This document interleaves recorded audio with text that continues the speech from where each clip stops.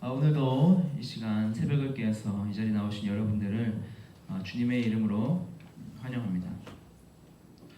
여러분들은 독서를 많이 하시는지 모르겠습니다. 독서를 많이 하면 우리가 참 좋죠. 우리 아포스트에서도 빡독이라는 그런 동아리가 있죠. 빡세게 독서하자라는 동아리가 있습니다. 그리고 또 곧 있으면 우리가 또 아포스트에서도 독서 토론도 이제 열리게 될 텐데, 이런 독서는 우리의 삶을 굉장히 좀 풍성하게 하고 또 아주 좋은 취미인 것 같습니다. 여러분들도 독서를 많이 하면 좋겠다는 생각이 드는데, 성공하는 사람들 중에서도 많은 사람들이 독서광이고 또 우리도 책에서 많은 유익을 얻을 수 있죠. 그래서 유명한 사람들은 책을 많이 읽는 그 다독가인과 동시에 또한 책을 읽는 방법에 대해서도 아주 기가 막히게 알고 있는 사람들이 많이 있습니다. 그래서 책을 읽는 방법에 대한 책을 낸 사람도 많이 있는데, 우리가 잘 알고 있는 21세기 최고의 변증가라고 할 수 있는 C.S. 루이스도 오독이라는 책을 썼는데, 그 책에서 독서하는 방법에 대해서 기록한 것이 있습니다. 대부분의 사람들이 그 책에서 보면 독서에 실패하는 이유가 뭐냐면 실용적인 독서를 하기 때문이랍니다.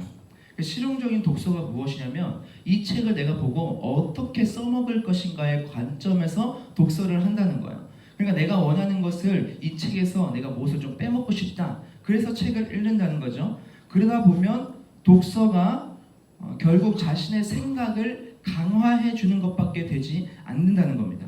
그 속에서 내 생각을 뒷받침할 이유를 찾게 되고, 또한 누군가에게 나를 조금 더 드러내고 조금 더 자랑할 수 있는 어떤 하나의 도구가 된다는 것이죠.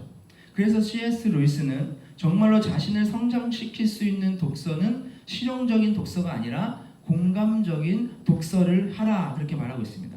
그러니까 공감적인 독서는 그 저자의 의도, 그 저자가 말하고자 하는 바를 내가 충분히 이해하고 공감해서 나를 변화시킬 수 있도록 나를 내어주는 독서를 하라, 그렇게 말을 하는 거죠. 그런데 대부분은 실용적인 독서를 한다는 겁니다. 그래서 제가 인스타를 하지 않습니까? 여러분들도 인스타를 많이 하실 텐데, 인스타를 보면 책을 읽고 책을 겉표지를 찍어서, 그리고 책에 어떤 중요한 구절들을 줄 쳐가지고 많이 올라오잖아요, 그죠? 제 인스타 친구 중에서도 책을 올리는 친구들이 꽤 있습니다. 책을 읽는 게 얼마나 귀합니까, 그죠? 너무나 보기 좋고, 그것을 보면서 저도 많이 또 깨달음도 있는데, 재밌는 포스트가 많이 있어요. 그 중에 제가 하나를 좀 소개해주고 싶은데, 그 중에 아이디가 옐로키드라는 친구가 있어요. 노란 아이라는 친구가 있는데, 이 친구가 어떤 걸 올렸냐면 셰익스피어가 쓴 뜻대로 하세요라는 책을 이렇게 찍어가지고 올렸더라고요. 그거를 올린 다음에 그 밑에 아주 길게 썼어요.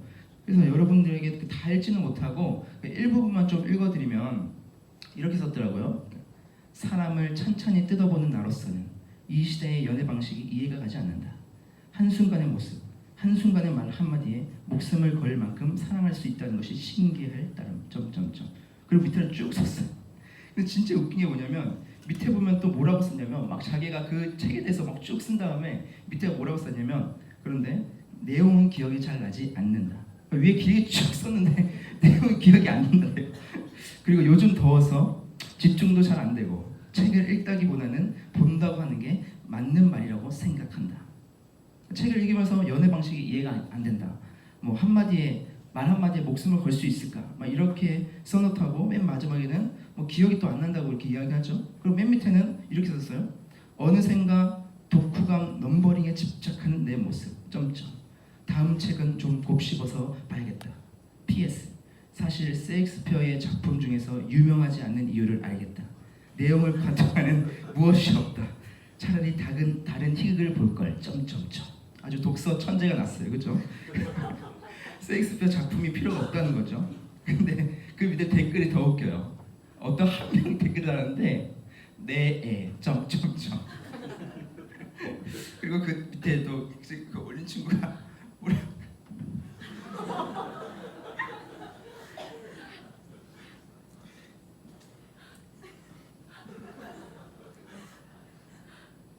뭐라고 댓글을 했냐면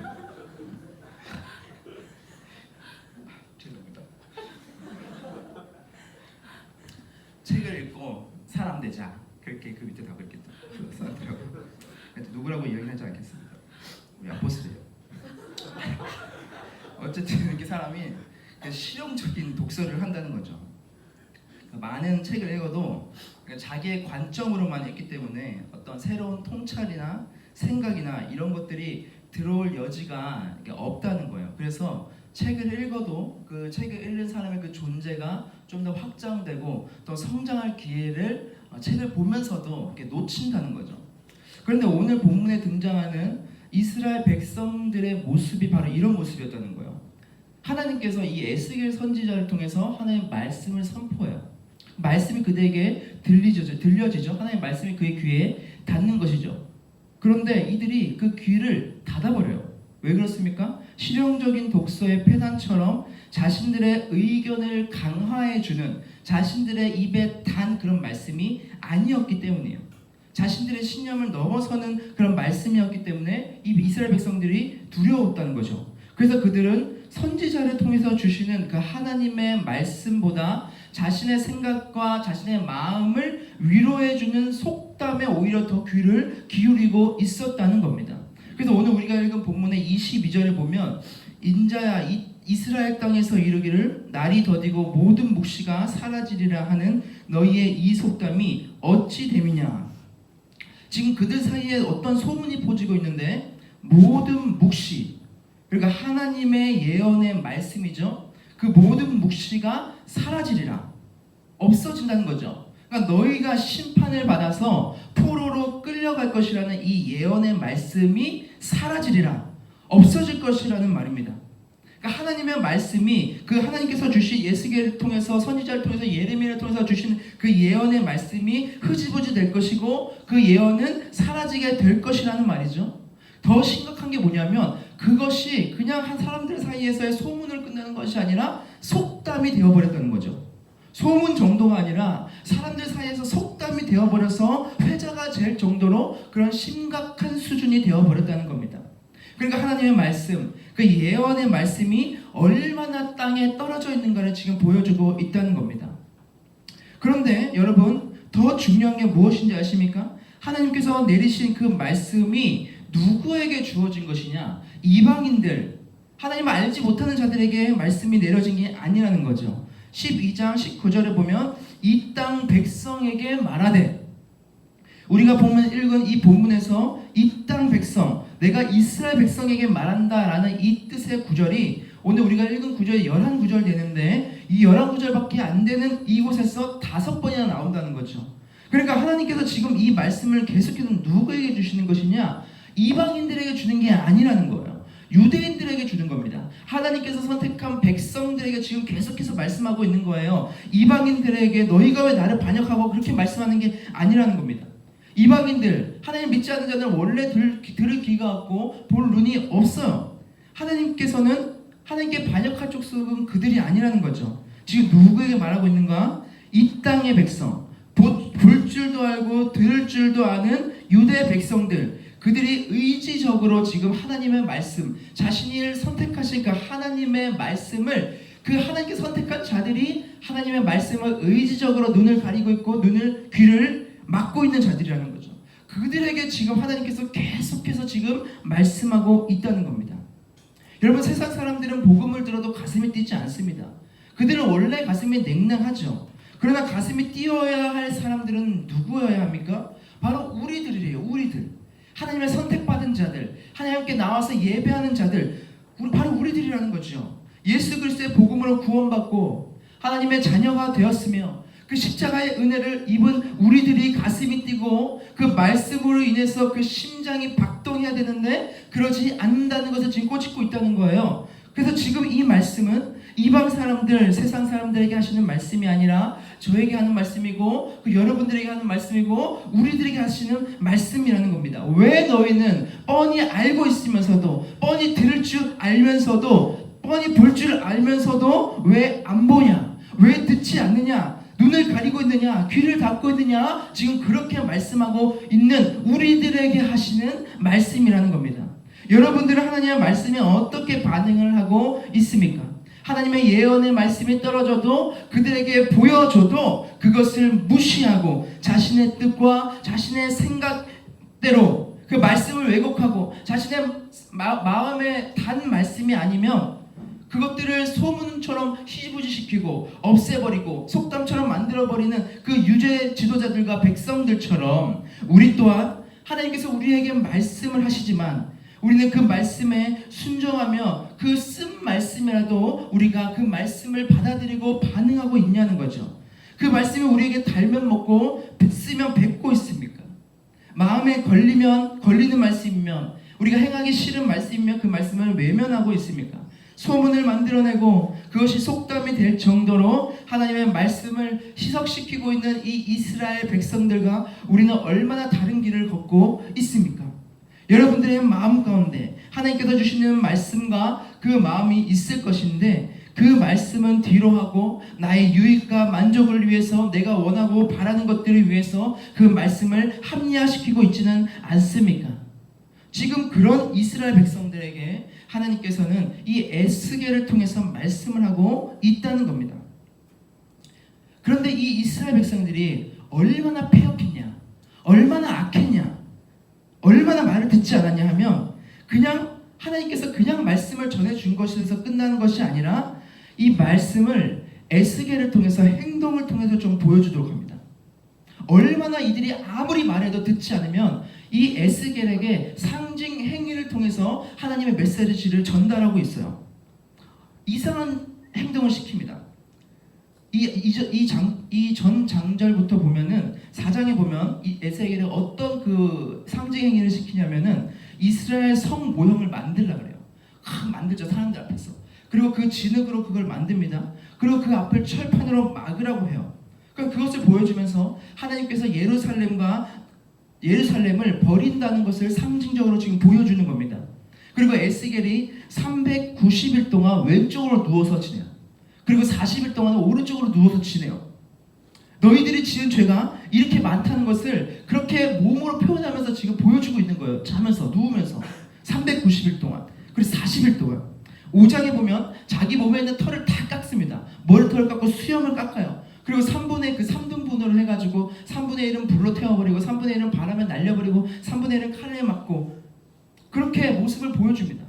그리고 오늘 우리가 읽은 그 12장의 앞쪽에 보면 포로처럼 자기를 꾸며가지고 끌려가는 모습을 사람들에게 보여줘요.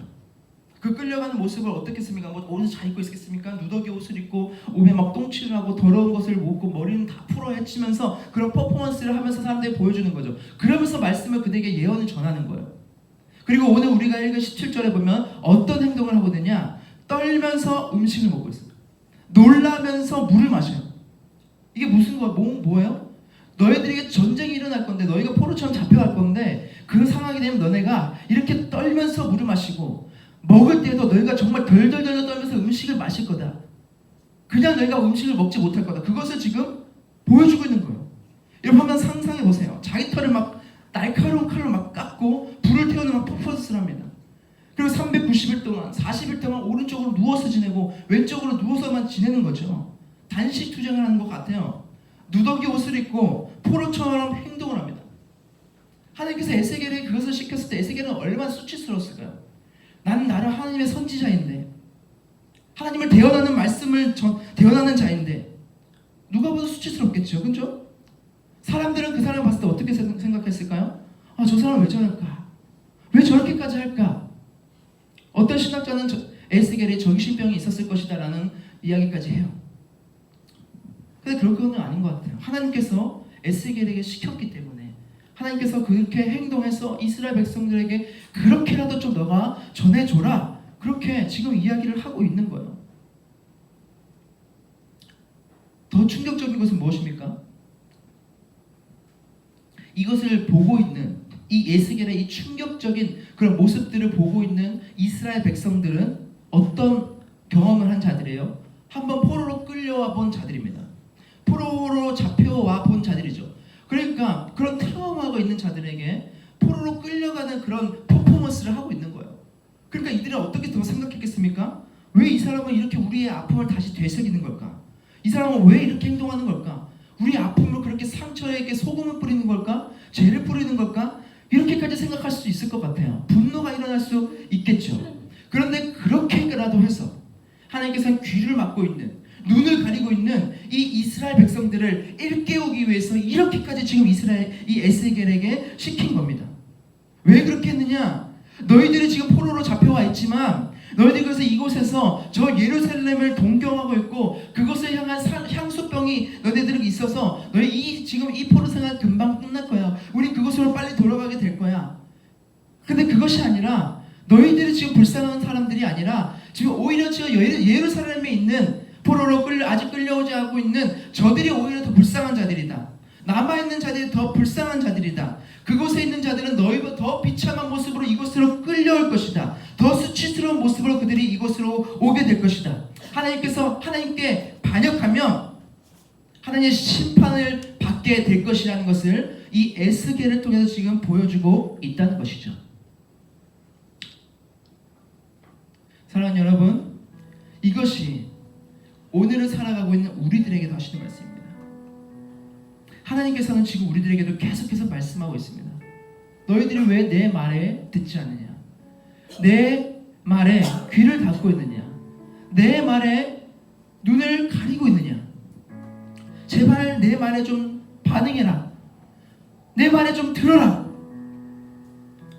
우리는 성경 말씀을 어디에서나 볼 수 있죠. 서점에 가면 언제든지 말씀을 우리는 가질 수 있습니다. 그러나 말씀을 우리가 얼마나 봅니까? 말씀을 잘 읽지 않죠. 인터넷만 들어가도 무수히 수많은 설교의 명설교들이 넘쳐나죠. 아포슬만 해도 새벽 예배가 있고 대예배가 있고 반별 예배가 있고 또 수많은 사랑방 모임들이 있고 고을 모임이 있고 리더 모임 있고 각종 소그룹을 통해서 하나님의 말씀이 어떻게 됩니까? 우리에게 계속해서 내려오고 있죠. 매주의 예배를 통해서 간증하는 자들이 이 에스겔의 상징행위처럼 자신의 삶에서 하나님을 경험한 것들을 전하고 있죠. 그런데도 우리는 하나님께서 우리에게 주시는 그 말씀에 저 사람은 저런가 보다, 말씀은 그런가 보다 그렇게만 생각하고 그 말씀에 반응하지 않고 있을 수 있다는 겁니다. 나에게 단 말씀은 없지만 나에게 쓴 말씀은 여러분 어떻게 하고 있습니까? 뱉고 있지는 않습니까? 내 사고와 내 생각에 사로잡혀서 고집스럽게 행동하고 있지는 않습니까? 이 예루살렘에 있는 정치가들은 겉으로는 번지를 할지 모르지만 그 속에는 악한 꾀를 꾸미고 있었던 것처럼 우리의 겉의 모습은 번지를 한다 할지라도, 번지를 보인다 할지라도 우리의 속에는 악한 일을 꾀하면서 스스로도 속이는 자가 되고 있지는 않습니까?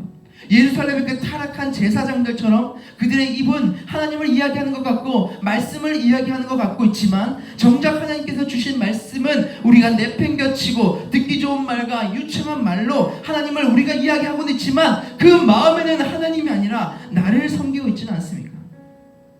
하나님을 위한 삶을 산다고 하지만 더 돈을 쫓아가고 명예를 쫓아가고 권력에 아부하고 사랑받은 사람들에게는 신실한 것처럼 우리가 나누지만 정작 내 삶을 들여다보았을 때에 하나님을 위한 것이라고는 눈꼽만큼도 찾아볼 수 없는 나의 모습에 스스로를 속이고 있지는 않습니까?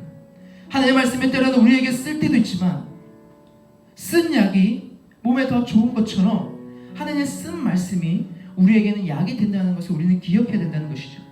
하나님의 말씀에 반응하는 것이, 새벽을 깨어서 이 자리에 나가는 것이 여러분 힘들죠. 밤에 잠을 줄이는 것이 힘들죠. 하나님의 말씀처럼 남을 깨우는 것이 힘들죠. 친구 관계를, 놀던 관계를 정리하는 것이 힘들죠.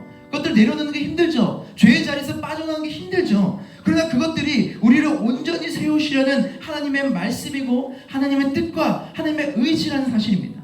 하나님께서 계속해서 이 말씀을 통해서 겉만 번지르는 우리의 말씀에, 우리의 모습에 경종을 울리고 계시다는 거예요. 그럼 우리는 이제 어떻게 해야 됩니까? 하나님께서 우리에게 계속해서 말씀하시고 계시는 것은 무엇입니까?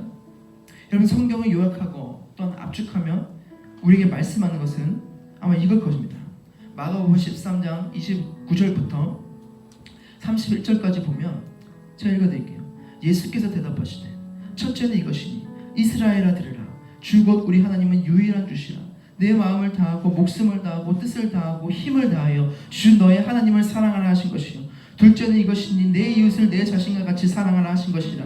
이보다 더 큰 계명이 없느니라. 아멘. 우리 이제 말씀을 들은 것에서 끝나면 안 됩니다. 우리 말씀을 아는 것에서 끝나면 안 됩니다. 하나님께서 구약에서부터 시작해서 지금까지 우리에게 주신 이 말씀, 그 말씀을 하나님께서 우리에게 주신 이 말씀대로 우리가 행해야 되는 거죠. 그 말씀의 요점이 무엇입니까? 하나님을 사랑하는 거예요. 우리가 그냥 겉만 번지르르 하고 우리의 입술의 말과 우리의 그냥 어떠한 모습만 하나님을 사랑하는 것처럼 사랑하는 것이 아니라 정말 하나님께서 우리를 구원하신 그 구원의 은혜가 우리가 감격하면서 하나님을 사랑하는 마음으로 우리가 이 세상을 살아가는 거죠. 그리고 그것을 통해서 우리의 이웃을 더욱더 사랑하며 나아가는 겁니다. 여러분, 이것이 하나님께서 우리에게 말씀하시는 가장 큰 계명이에요. 우리가 서로 사랑하는 것이 성경을 입증하는 삶입니다. 우리가 서로 배려하고 사랑하고 껴안는 것이 에스겔이 했던 그 상징적인 행동처럼 우리의 상징 행위가 되어야 한다는 거죠. 우리가 정말 하나님의 말씀을 그대로 받고 사랑하면 세상은 우리를 보면서 알 겁니다. 그전까지 내가 몰랐는데 내가 저 사랑을 보니까 하나님이 정말 계시구나, 정말 하나님의 사랑이 있구나, 하나님의 역사심이 있구나, 그리고 그 사랑이 우리 삶을 온전히 이루어가서 진짜 저 사람은 하나님의 사람으로 살아가고 그렇게 살아간다는 것을 우리를 보면서 그 사람들이 인정하는 거죠. 그 놀라운 일이 우리 가운데 처음부터 끝까지 있을 때에 하나님의 사람이라는 것을 우리를 통해서 알게 된다는 거죠. 우리를 통해서 하나님이 보여진다는 거죠. 여러분, 이것이 우리가 해야 될 마땅한 반응이라는 겁니다. 사랑이 없는 이 시대에 여러분, 이 세상에 사랑이 있습니까? 진정한 사랑이 있습니까? 없어요. 진정한 사랑은 하나님에게만 있습니다. 그 하나님으로부터 우리가 사랑을 배우고 그러므로 인해서 하나님을 뜨겁게 사랑하고 그것을 통해서 우리 지체들을 뜨겁게 사랑하는 것이죠. 서로 사랑하는 것이죠. 사랑한 사람을 계속해서 만나고 싶고 보고 싶은 것처럼 하나님을 예배하는 자리를 계속해서 사모하며 나아가고 하나님과의 관계를 계속해서 쌓아가는 겁니다. 세상에 즐기는 자리를 뒤로하고 하나님께 계속해서 나아오는 거죠. 나의 육체의 피로를 뒤로하고 하나님께 예배하는 거죠. 그 예배를 통해서 경험한 하나님의 사랑이 어디로 흘러가는 겁니까? 우리의 이웃에게 계속해서 흘러가도록 하는 거죠. 그래서 우리의 사랑방을 사랑하고 우리의 가정을 사랑하고 우리의 공동체를 사랑하고 우리의 친구와 동료를 사랑하는 거죠. 더 품고 더 이해하고 더 격려하고 더 끼워안고 내 뜻을 관철시키는 그런 삶을 살아가는 것이 아니라 상대의 마음을 받아주고 알아주고 함께 이 시대 속에서, 이 악한 시대 속에서 주님의 사랑을 품고 이 세상을 걸어가는 것, 그 사랑을 확대시켜 나가는 것, 그것이 우리에게 이 말씀을 반응하면서 이 땅 가운데서, 이 세상 가운데서 우리가 살아가는 방법일 거라고 저는 생각합니다. 그렇게 여러분들 하나님의 말씀에 진실되이 반응하면서 하나님의 말씀이 우리들에게 달던, 하나님의 말씀이 우리에게 쓰던 간에 상관없이 하나님의 말씀에 순복하고, 그래서 하나님을 사랑하는 예배의 자리를 찾고 기도의 자리를 찾고 이웃에게 하나님의 사랑이 흘러가서 더 뜨겁게 사랑하여서 내가 하나님의 사람으로서의 증표가 되는 삶을 우리가 같이 살아내길 주님의 이름으로 간절히 소망합니다. 우리 지금 함께 기도하겠습니다. 우리 지금 함께 기도할 때에 하나님께서 이 이스라엘 백성들에게 이 에스겔의 상징 행위를 통해서 그들에게 제발 좀 나를 봐라, 제발 좀 나에게 돌아와라, 제발 좀 내 말에 너희가 온전히 반응해라, 너희에게 단 말씀만 너희가 받아들이고 너희에게 쓴 말씀은 없어지는 것처럼 소문이 되어서 정말 속담이 되어질 정도로 흐지부지 만드는 것이 아니라 정말 너희들이 그 말씀에 그냥 온전히 반응하고 그 말씀에 온전히 순복하여서 온전한 나의 사람이 되기를 바란다고 하나님께서 오늘 우리에게도 계속해서 말씀하고 계십니다. 우리 지금 함께 기도할 때 하나님, 내가 정말 진정으로 온전히 하나님의 말씀에 순복하며 순종하는 사람이 되기를 원합니다. 그 말씀 가운데 온전히 고꾸라지는 사람이 되기를 원합니다. 그 말씀 앞에 내가 온전히 무릎 꿇는 사람이 되기를 원합니다. 그래서 내가 그 말씀에 온전히 반응하여서 하나님의 징표가 되는 그런 삶을 살아내는 내가 되게 하여 주시옵소서. 우리 시간 그 기도 제목을 가지고 시간 함께 기도하며 나아가길 원합니다. 기도하시겠습니다.